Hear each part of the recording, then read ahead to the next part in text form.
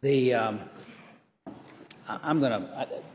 the gentleman from Arlington had a question for the gentleman from Augusta. Yes, sir. Okay, let's go back to that.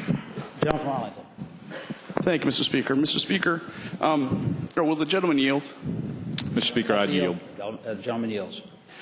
Mr. Speaker, as an individual who's had some experience in this position, I was just curious. I wanted to ask the gentleman, what exactly would he suggest that the House of Delegates leadership discuss with the members of the Virginia congressional delegation?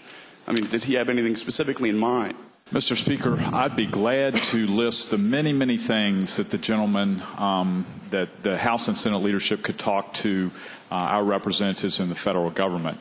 The first and foremost would be, can they start abiding by the 10th Amendment to the United States Constitution? But seriously, in addition to things of that nature, there are many things that the General Assembly really has no voice to speak to our congressional delegation, especially our 2 U.S. senators, related to concerns that we may have.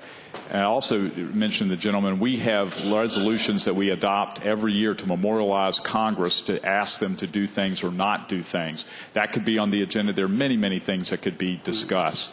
But I don't think one time a year will hurt, at least in promoting that discussion related to issues of federalism.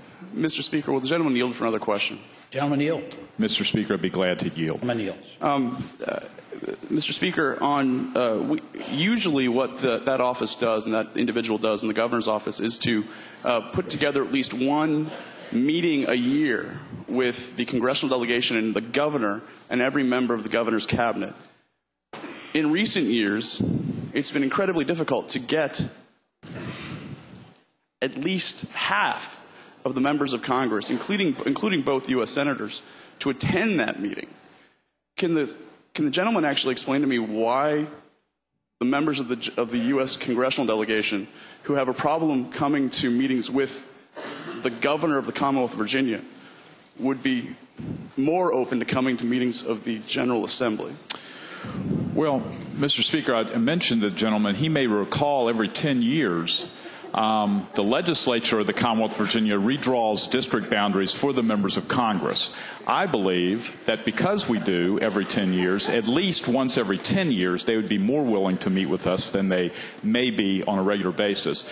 But more importantly, this is an attempt to try to start that communication between our federal representatives and the members of the General Assembly, which we have really no mechanism at this point. It's a modest measure.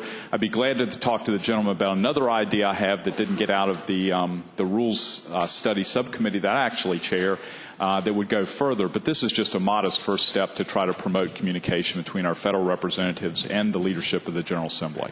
Mr. Speaker, one final question. Will the gentleman yield?